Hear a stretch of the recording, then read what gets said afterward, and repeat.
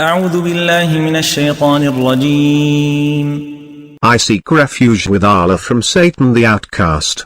قل إني نهيت أن أعبد الذين تدعون من دون الله قل لا أتبع أهواءكم قد ضللت إذا وما أنا من المهتدين. Say, I am forbidden from worshipping those you pray to besides Allah. Say, I will not follow your desires, else I would be lost and not be of those guided. قل إني على بينة من ربي وكذبتم به ما عندي ما تستعجلون به إن الحكم إلا لله يقص الحق وهو خير الفاصلين. Say, I stand on clear evidence from my Lord, and you have rejected him. I do not possess what you seek me to hasten, the decision belongs solely to Allah. He states the truth, and he is the best of judges. قل لو أن عندي ما تستعجلون به لقضي الأمر بيني وبينكم والله أعلم بالظالمين. Say, if I possessed what you seek me to hasten, the matter between you and me would have been settled. Allah is well aware of the unjust.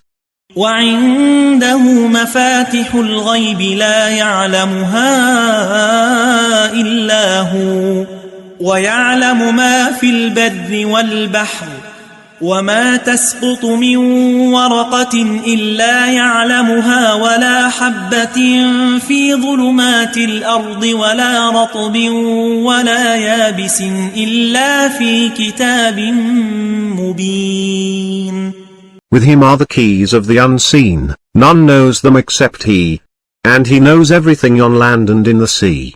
Not a leaf falls but he knows it, and there is not a single grain in the darkness of earth, nor is there anything wet or dry, but is in a clear record.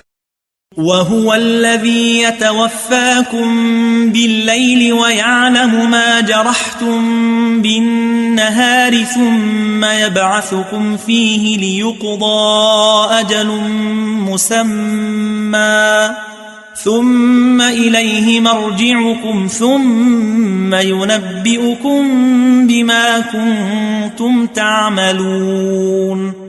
It is he who takes you by night, and he knows what you earn by day. Then he raises you up in it, until a fixed term is fulfilled.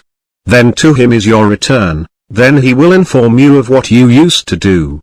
وهو القاهر فوق عباده ويرسل عليكم حفظة حتى إذا جاء أحدكم الموت توفته رسلنا وهم لا يفرطون.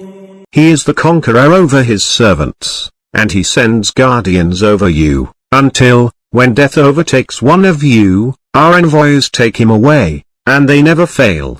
ثم ردوا إلى الله مولاهم الحق ألا له الحكم وهو أسرع الحاسبين. Then they are brought back to Allah, their true master. Unquestionably, his is the judgment, and he is the swiftest of reckoners.